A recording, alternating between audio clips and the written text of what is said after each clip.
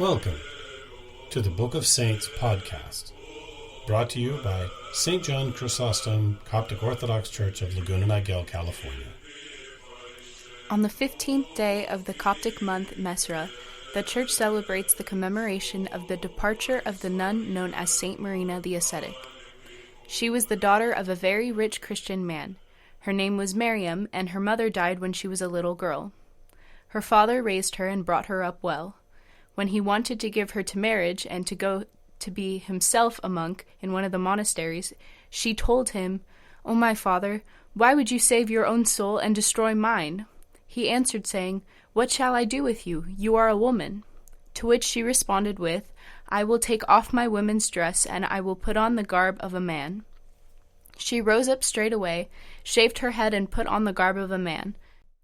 When her father saw her strong determination and persistent desire, he gave all his possessions to the poor, keeping only a little for himself, and he called her Marina instead of Mariam.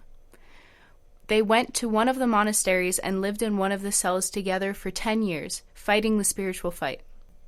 When her father, who was old, died, Marina was left alone. She doubled her fasting, prayers, and increased her asceticism. No one knew that she was a woman, and they attributed her soft voice to her intense asceticism and vigilant prayers.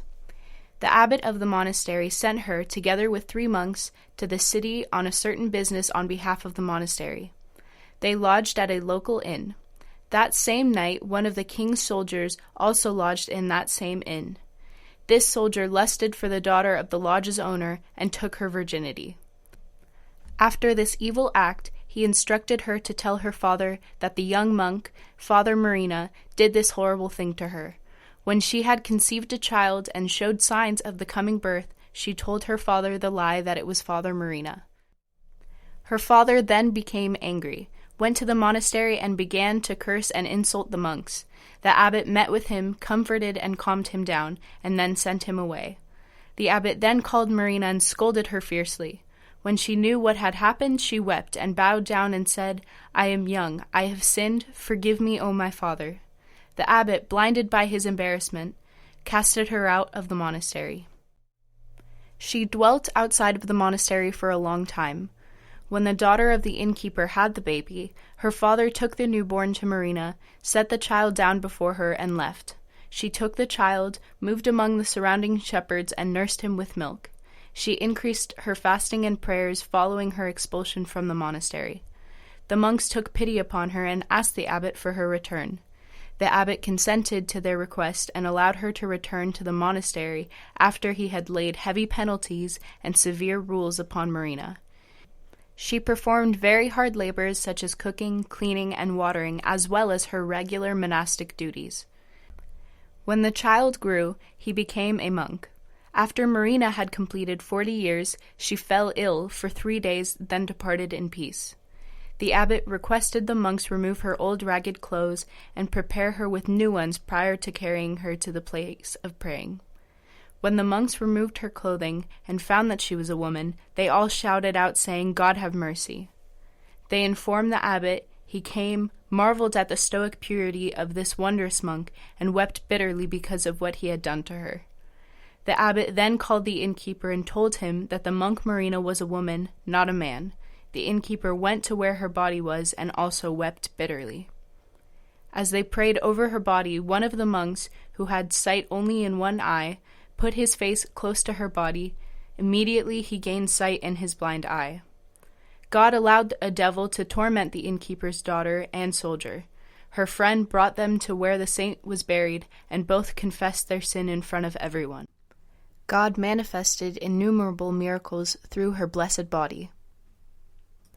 This is a truly remarkable story, for must I confess, I am not certain I would have the ability to withstand such a wrongful claim when I am empowered with the obvious truth, as Marina clearly was.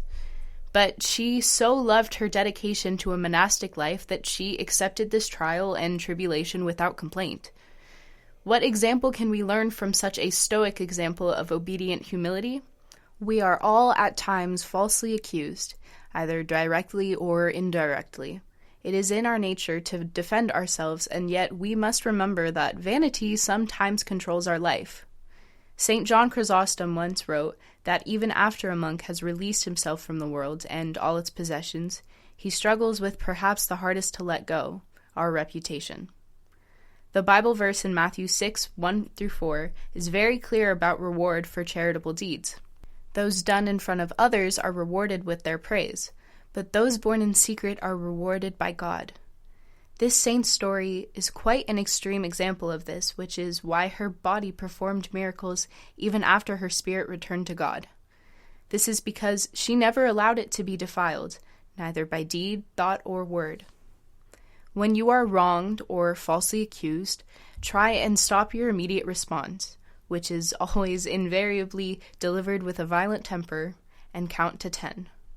Then address the complaint calmly and rationally, always knowing that your Father always knows the truth. Lord, help us to be strong when attacked by the devil and his evil ways. Teach us to endure as you did, as did your prophets and saints, that through this endurance we may shine a path of eternal peace for those who witness. May the prayers and intercessions of Saint Marina be with us all. Amen.